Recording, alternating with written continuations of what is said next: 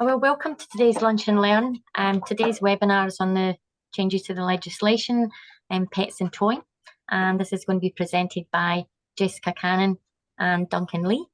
So welcome to Jessica and Duncan.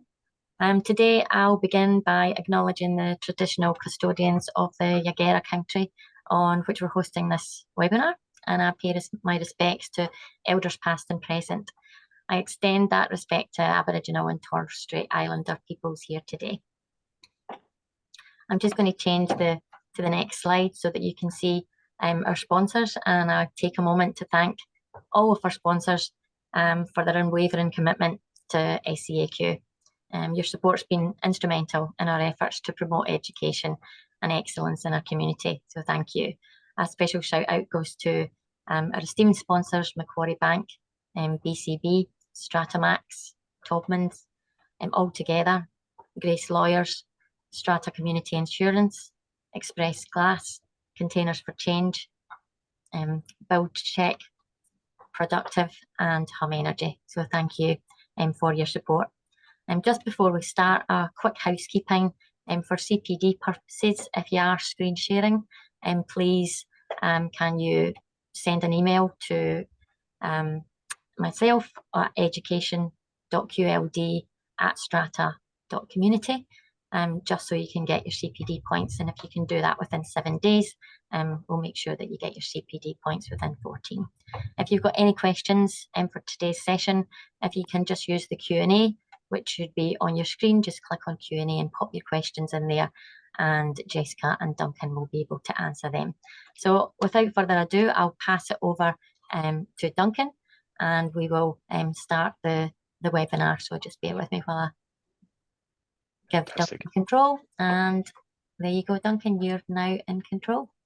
Fantastic. So thank you so much. And just moving on to the slide, there we go. So there's a number of changes coming through with the amendments to the Body Corporate and Community Management Act. We've got, jumping forward, go back. We've got 6 items listed there. I have control again. There we go. We're just covering on the first 2 items today, pets and towing. Moving on to the next slide. Jess. All right. Well, good afternoon, everybody. Thank you again for joining us today. As Duncan said, we're covering off on the pets and also towing. Hopefully most of you dialed in with Andrew Suddy and David Midwood yesterday to hear all things smoking and some other administrative agreements or aspects of these amendments. So just a quick recap in terms of the pet amendments that are coming through, and to reiterate, these amendments are taking effect from 1 May, so just about a week away now. Ultimately, the pet amendments go to that there cannot be, or an acknowledgement that there can't be, a blanket prohibition against pets, and any blanket prohibition against pets found in a bylaw would be unlawful. The amendments also recognise what a lot of adjudicators' decisions in case law have already said, and that's that bylaws which attempt to limit the size, the type, and the number of pets will ultimately also be unlawful. And look, I know that there's some grey here, so we will break this down in a little bit in our questions in a couple of slides' time. There's also a timely reminder in these amendments as well that a body corporate, commonly the committee, must not unreasonably withhold approval to keep a pet on the lot as well. So look, very much akin to what we as an industry are already aware of, but I'm sure you would all agree we still come across those CMSs that have these type of bylaws in place. Now, there are some exemptions that we still need to turn our minds to. And exemptions that no doubt you'll probably come across from some owners and some committee queries as well. So we should still be turning our minds to the Animal Management Cats and Dogs Act. That act in particular includes a list of restricted breeds. That's something that could potentially be an exemption that could be built into these types of bylaws. On top of that, or akin to that, is the dogs that have been declared menacing or dangerous dogs by the local city council. And of course, we're still bound by the relevant local council rules and regulations in terms of the keeping of pets. So please remember, with all of these amendments, they still need to be consistent with other rules and other legislation as well. Would you mind skipping through? Thank you, Duncan. It's just very slow on the response. Lagging That's a all. little bit. Yeah. Quite perfect. So in practice, everybody, and this is what we've really tried to focus on today. I'm sure you've all been swamped with a lot of marketing material about these amendments, but what does this mean for you all in practice? So first and foremost, review your portfolios. Identify any schemes which have pet bylaws which include a number or a limit on them, that include types or sizes in them as well. Once you have identified those schemes that potentially have these bylaws, assess the restrictions on whether they're legitimately included. So, is it something that falls into restricted breeds, or is it something that the scheme has built in there pursuant to a local rule or regulation as well? If there are any offending bylaws, give some guidance to your committees about recommending them to review their bylaws at an upcoming AGM or EGM, so that the inevitable future pet applications can be dealt with in a reasonably time-efficient manner. So some potential questions that you might receive along the way. What does unreasonably withhold mean in practice? One thing that we commented on with the amendments is, we've got this very clear delineation in terms of what a pet bylaw cannot include, but overall an arching obligation for a committee and a body corporate to still act reasonably. So what does unreasonably withhold mean in practice? And Duncan, you and I were chatting about a good example that I think you spoke to your team about on this front earlier today. Do you have any thoughts about in practice what unreasonably withhold could mean in terms of pet approvals? Yeah, so if a committee decides that it's going to set a bylaw that unreasonably sets conditions for the types of pets that they will allow. So an extreme example would be that cats and dogs are permitted, but each cat and dog must have no more than 3 legs. Might be an unreasonable condition for withholding approval. Absurd example, but it illustrates the point. Look, I'm with you there. Another one that I've come across in practice as well is, energetic breeds. I've had some committees say, smaller dogs are generally considered lap dogs. They don't have the energy that some perhaps bigger dogs may have. They're not suited to that unit or lot style living. Ultimately, that would probably be considered unreasonable because council will generally allow that. It's up to the pet owner to exercise their animal, going out and about, runs and walks and the like, and you still have your nuisance provisions if that dog is too noisy or barking or the like. So you do need to turn your mind to, in practice, what are some of the more unreasonable conditions or elements that you might receive in these. Another potential question which may cross your desk is, well, if a body corporate does have an offending bylaw, and let's just say it caps it at 1 small dog per lot, and that committee refuses to amend its bylaws, what will that mean for future pet applications? For me, Duncan, that means that ultimately the primary function of the body corporate and in turn the committee is to enforce the CMS, more relevantly enforce its bylaws. Those bylaws, as we are all aware, are approved at a general meeting via a special resolution. They cannot be undone, amended or deleted without an equivalent or higher resolution type. So the committee will be stuck in a very difficult position where it has an obligation to enforce its bylaws, but it also has an obligation to act reasonably. So I would think that it would put pet approvals and pet applications at somewhat of a halt because the committee will find itself in a difficult position of having an unlawful bylaw and being unable to progress a PET approval without having that bylaw amended at a general meeting. Yeah, and this is where some bodies corporate will fall into that grey area between technical compliance and substantial compliance, especially if you do have a committee that is wanting to propose changes to the bylaws and is going through the process of having new bylaws drafted for consideration by the owners at a general meeting. In those instances, the committee maybe find itself in a position where it's making decisions to try and mitigate future disputes by assessing the reasonable application of the bylaws that are registered as opposed to the bylaws that are likely to come into force. Yep. Technically incorrect, but probably substantial compliance.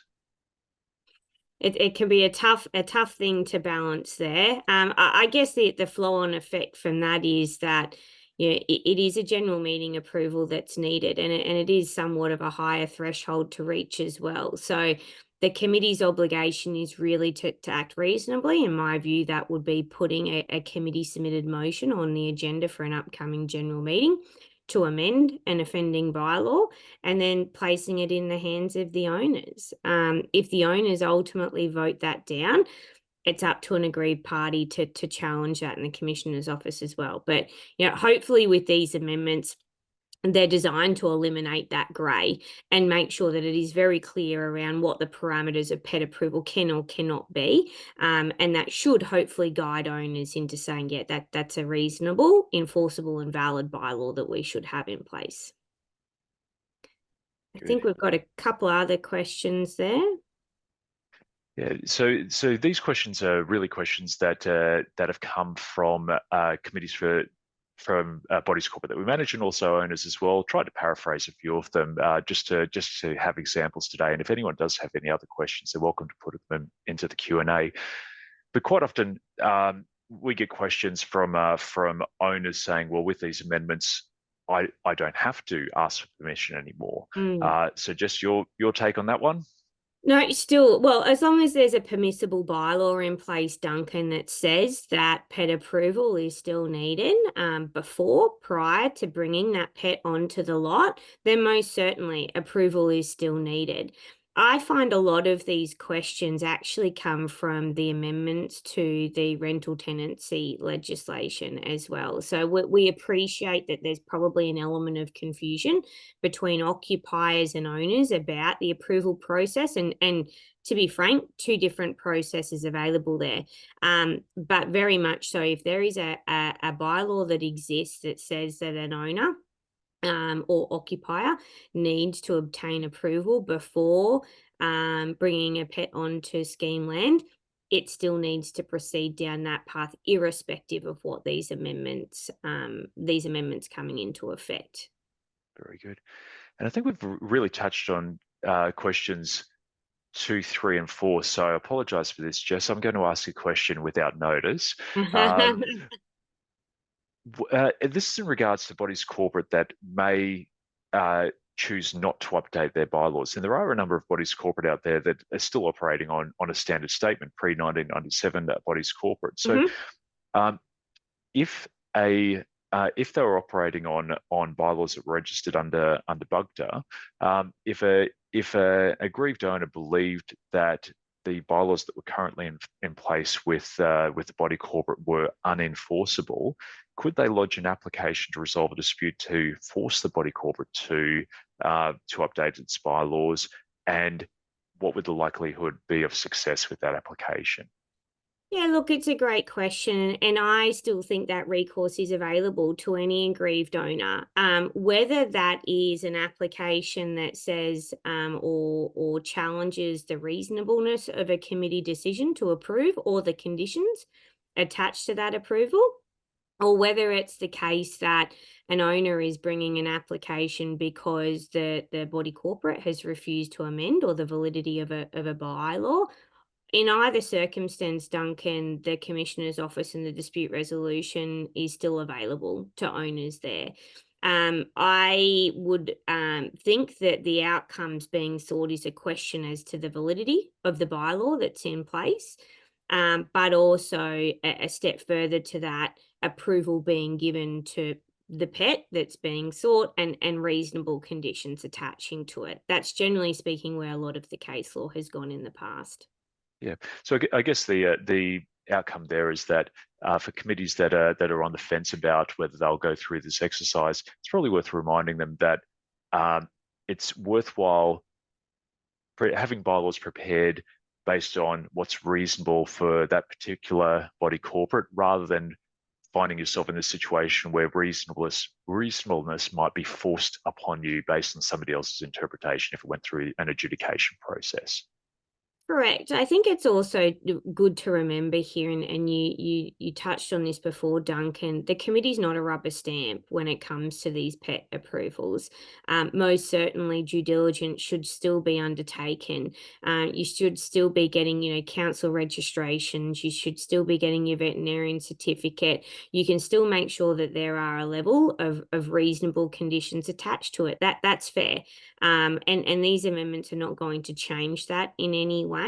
It's just literally looking at putting into the legislation what a number of adjudicators have said over the years about trying to limit the types and the number of pets that are within a scheme. Awesome. Okay. Well, in the interest of time, maybe we should move on to That's our good. next one, which is towing, and I'm very aware that we're just here for half an hour, so I won't go over a lot of the recap on where we have been and how we've got to where we are today. But really, the key points are that the amendments really are allowing a body corporate to tow a vehicle without having first following a bylaw enforcement process and the dispute resolution process. But then we get into a lot of the nitty-gritty of what a body corporate should have in place for it to be able to get to the position where it could consider towing a vehicle. And this is where we get to in practice. And Jess, you've put through a lot of points here on what is likely to be what's expected in practice when it comes to towing vehicles. Yeah, look, and that was a big thing for us in this, because we know that we've already chatted to you all about the amendments, but now that we've got a confirmed commencement date, what's the next step? So recommendations from SCAQ is, again, review your portfolios, identify any schemes which have parking bylaws. If a parking bylaw already exists, ensure that it accurately reflects the scheme's parking rules. I know that sounds so obvious, but I have, again, over my years, seen bylaws that are in place that say, 4 hours for visitor car parking, but then all the signage says 8 hours or 2 hours, whatever the case may be. The key here is to make sure that whatever the bylaw is that's in place is consistent with not only the practice around the scheme, but the signage around the scheme as well. It's also really important, and we'll get to this probably in the questions in a minute as well, Duncan, but to make sure that there's an express acknowledgement that contravention of the parking rules can result in the vehicle being towed. And ideally, the acknowledgement could extend to the need or no need in these circumstances for bylaw enforcement or dispute resolution to occur as well. A lot of this is pushing to make sure that there is that well-informed vehicle owner. When they park, they know very clearly about what the rules and regulations are as well. I might just duck back a slide if you don't mind, Duncan. Yeah, I think I've lost control of this. There we go. There we go. Somebody else jumped on there. Oh, okay. The third point to remember here is if a parking bylaw does not already exist, exactly like your pets, propose to your committee to amend the CMS and include a bylaw on the agenda for the next meeting. And again, we'll flesh out the importance of this, but in practice, what the intent is coming from is making sure that your vehicle owners really know what those rules are before they park their vehicle there. Check that there's signage. Again, check that signage is consistent with what your bylaw says and that it's consistent with what your scheme is actually doing in practice. and check whether the scheme has a vehicle identification process enacted, or either assess the effectiveness of the vehicle identification, which is in practice as well. So again, we'll probably flesh that out in a little bit more detail in the next slide with some potential questions that may cross your desk. Very good. So even looking at some of these questions, and I will just go back to one thing that you mentioned when we were prepping for this about parking in shopping centres, and how there's implied consent when you're entering those car parks with a whole list of conditions that you must meet in parking there, and it seems to me that those conditions should form the backbone of the bylaw that's recorded for the body corporate. So if there's a procedure that a body corporate would like to follow for towing vehicles, then the bones of that should be in that bylaw. Is that your interpretation as well? Correct. Yeah. So look, we've spoken a lot, and I'm sure all of you have come across marketing material and the like over the years, which has spoken about this idea of implied consent. So implied consent is very much, when you go into a shopping centre, before you take your ticket, you'll see your big boom gate, which will have all your rules of parking stipulated on there. Once you enter past that boom gate and you take your ticket, then you're impliedly consenting to the rules of parking in that car park. And that's the important part here to remember, because those same laws and rules will ultimately sit with the body corporate as well. Hence why I was stressing before the importance of having signage there, having a bylaw in place which informs your owners, your occupiers of what the rules are for parking around the scheme land is ultimately going to be. It's a little bit different, Duncan, as you and I chatted about earlier. Most shopping centres, it's privately owned land, so you have one owner. The difference we have here is every owner and occupier has a shared right to use the common property. What these amendments are looking at doing is saying, yeah, you have a shared right, but there has to be a more effective and efficient way available for bodies corporate to ultimately tow vehicles for offending vehicle owners as well. And that's probably what they've tried to achieve here. I think it's going to be a little bit difficult in practice, probably from a vehicle identification process. I also think it should be a last resort still, which we'll probably get to in some of the later questions as well. Yeah. And yeah, that's such a good segue into that first question. If the body corporate does not have a parking bylaw, can it still tow? Where do you see that one landing? My view is it can still tow, but it's towing pursuant to other legislation or laws available to it. Yep. So for instance, if a body corporate was confident that it was a third party parking on scheme land and there was a form of trespass there, or if there was an obstruction point there, if there was some other law that a body corporate was relying on, then it could certainly still tow a vehicle. But the idea of the bylaw being in place is having that paper trail that ultimately satisfies implied consent, especially when you're dealing with owner and occupier vehicles. Yep. So an example would be a stolen vehicle that's been dumped in a common property car park, common law rights. If it's an occupier who's parking in a visitor's car parking space, better have a bylaw.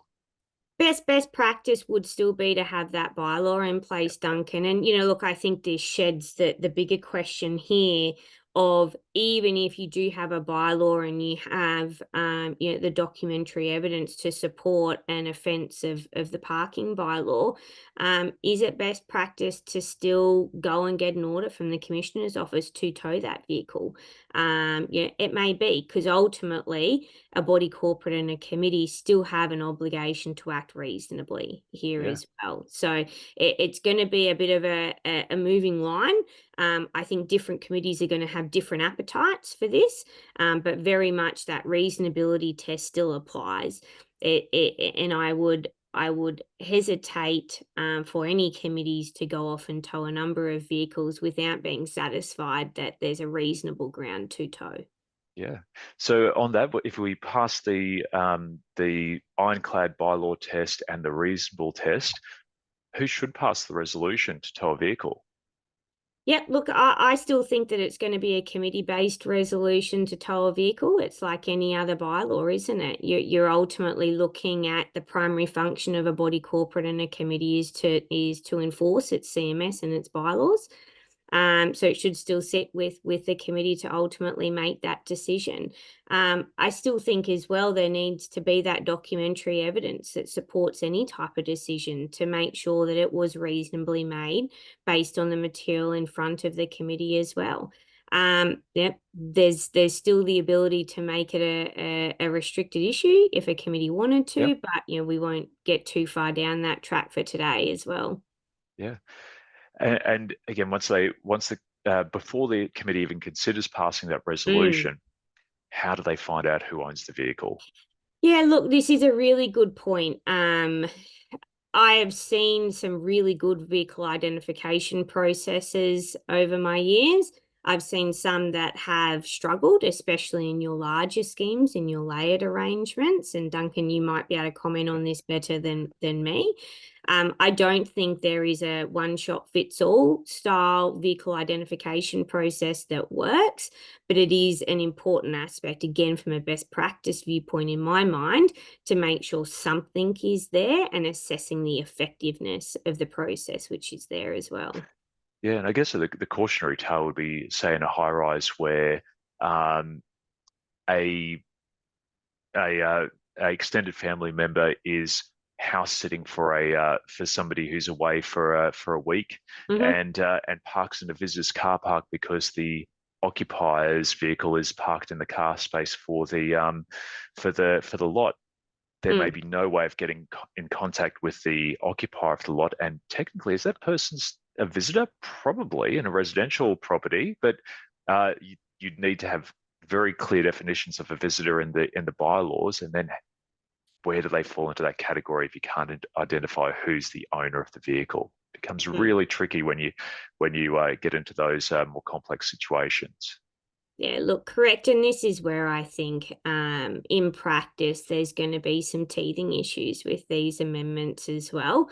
And no doubt a few disputes to follow. And once we start seeing those decisions and seeing this new legislation applied, we'll get a better understanding about its effectiveness and best practices in terms of how this can be rolled out in schemes. It's also very important, just like the pets and what we commented on before, but to make sure that your towing bylaw isn't consistent with any other laws as well. So there still needs to be that regard for other laws outside of the Body Corporate and Community Management Act to make sure your towing bylaw is consistent with those laws too. Okay. And if that vehicle's causing an obstruction, or if it's, say, parked in a emergency vehicles only space, do the goalposts change? Look, I think the goalposts do change, Duncan, and again, in our prep for this, I spoke to you a little bit about my views that with any decision, no matter how good your bylaws are, you need to act reasonably in terms of how you're enforcing those bylaws. So in my mind, if there was an obstruction, if there was an unlawful parking of a vehicle outside of the Body Corporate and Community Management Act, outside of the rules, so i.e., they've parked for 3 hours instead of 2 hours, or 1 week instead of 2 hours. If there's an obstruction or the like, that to me supports and strengthens a committee's reasonability test. But again, it is about that documentary evidence. What is there that sits on record to support that the Body Corporate Committee at the time passed a reasonable decision in deciding to tow that vehicle, especially without an order of an adjudicator to do so? Yeah. Absolutely. And when it comes to obstruction, you're barely going to have time to get an adjudication on it. Yeah, look, it's a here and now situation. Yeah, for those that were at the conference, you would have heard Commissioner Wilson talk about, the timeframes in adjudication. They are significantly better, but ultimately the idea with obstruction or any type of fire or hazard type of parking violation, it's a need to act and act quickly. And again, that for me, supports and strengthens a reasonability test and decision for the committee to make. Yeah, and I think that brings us on to question 5, which is again a little bit of a tricky one, but we can develop a best practice for towing, but I think a lot of the best practice will come out of the interpretation from adjudications and alike. Is that your feeling on it as well? Look, I do. I think, I see these amendments as being very positive for the industry because, especially in layered arrangements, in bigger schemes, parking is one of the bugbears, isn't it? So I think that the policymakers, the government, have certainly heard strata and said, yeah, look, this is something that we need better regulation around. I guess the flip side of that, Duncan, is making sure that committees aren't towing at a whim and towing vehicles and exposing themselves to other potential causes of action, damage, loss, whatever the case may be.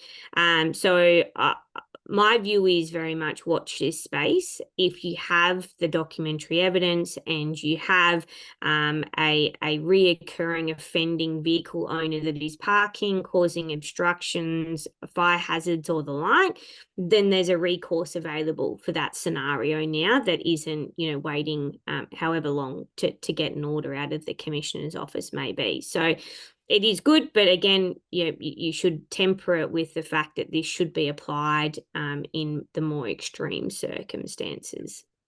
Yep. Very good. Okay. I'll have a quick. Yep. Yeah, we've got 3 questions that have come through. Did you want me to go through these and we'll see if we can give a shot at answering them? Sure, let's have a go. Okay, so the first one's diving deeper into towing. I believe many bodies of corporate, once the towing bylaw signages are correctly introduced, will have the expectation the body corporate manager will call the towing company when requested. Interested in your position on whether the BCM should be doing this or the BCM should avoid this for their own protection. Well, look, it's a very good question, and it is one that I have heard of before. Ultimately, I think there is a need for a committee resolution to be in place for this decision to be made, right? That committee resolution, if a body corporate manager felt comfortable in doing so, should say that a direction is given to the strata manager and or the chairperson, the secretary, whoever's willing to put their hand up to make that phone call to the towing agent. Ultimately, they're only acting, though, on the committee resolution and approval to do that. So it's still a committee decision. That won't ever mitigate or eliminate risk. So I think it does come down to a company or an individual's risk appetite as well. What do you think on that front, Duncan? Yeah, 100%. It's one of these things where body corporate managers, we're often in the position where we act under instruction. So provided that there's an appropriate resolution to give the instruction, then we should be comfortable in acting under instruction from the committee and the body corporate. Yep. It does also beg the question, and if we've already discussed this, then let me know. With the caretaker side of the coin, quite often the caretaker is in a lot of buildings the only member of the committee, albeit the non-voting member of the committee that's on site. Where do you see the caretaker falling in this whole scenario? Look, I think it's exactly the same as with strata managers. If the caretaker is willing to do these type of, probably more so the data collection, the documentary collection, they're on the ground, right? So they're often the ones that I would see, especially when it comes to the visitor car parking, actually raising the issues with the committee and saying, hey, you're aware this vehicle's been parked here for however long, or it's in and out, whatever the case may be. If the caretaker is willing to put up their hand and make that call, again, I think they would probably want something in writing from the committee. I think whoever makes that call, it's a matter of relying on a committee decision. It is very much a committee decision to tow, and I think that minuted resolution should exist. Whoever physically picks up the phone and makes that call to the towing company. Yeah, very good. We'll quickly touch on a couple other questions that have come through. I think this one from Dan McMahon is actually covered under other legislation, but it's if a body corporate arranges for a vehicle to be towed and during the process the vehicle is damaged, or if the owner of the vehicle can't afford to pay the fee to recuperate the vehicle, will there be any recourse to the body corporate? Look, this, Dan, has always been the issue with towing, and that's why most committees feel more comfortable having an order of an adjudicator before proceeding with towing, because it is somewhat of a safety net. We relied on and we satisfied an adjudicator that there was a right to tow, and we then executed that ability to tow. There is probably a greater risk appetite in towing without that order in place, and you know, you can't guarantee that the vehicle won't be damaged. It's then going to potentially be an argument between the body corporate, the actual towing company as well could be wrapped into this as well. So there are risks. You know, the vehicle damage is probably the biggest one. And that's generally why an order of an adjudicator gives somewhat of a security blanket to a body corporate, and saying at least they had that in place to act on before actually towing the vehicle.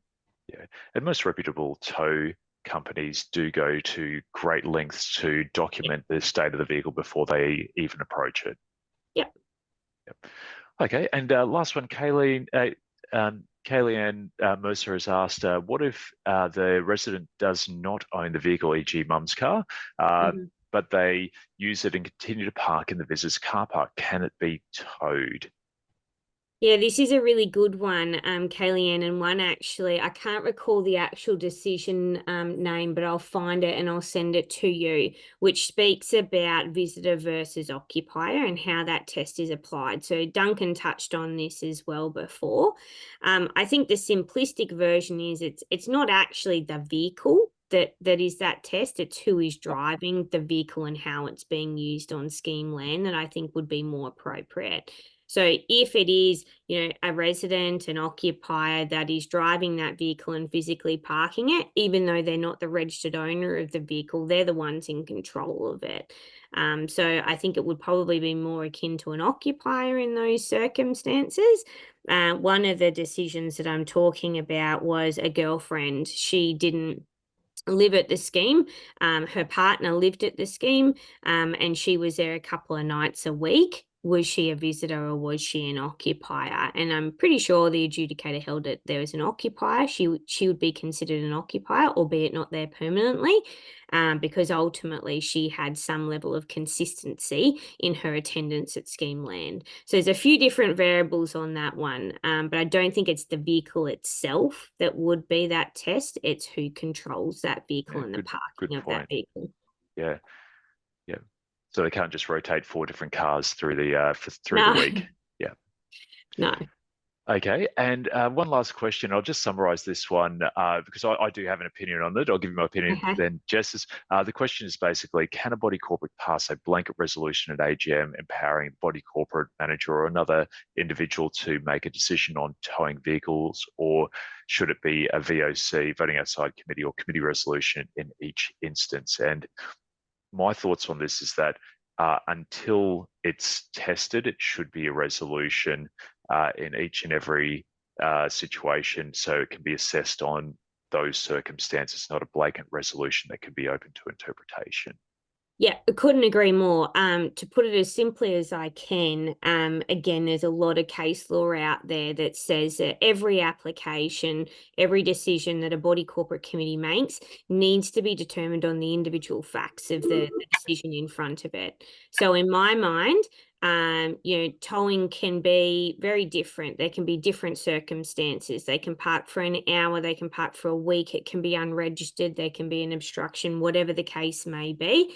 A committee should be making a decision on the individual circumstance that's in front of it. The unfortunate reality of that will be either longer committee meetings or more flying minutes or voting outside of committee meetings. Very good. That's exhausted our questions. Thank you so much, Jess and Duncan. And I know we've went a little bit over, so I'll probably ask if anyone else has any additional questions just to email education.qld@strata.community. And if there is anything come through, I can pass that on to Jessica and Duncan for you. But thanks again for presenting today, and thanks to everybody who joined us this morning.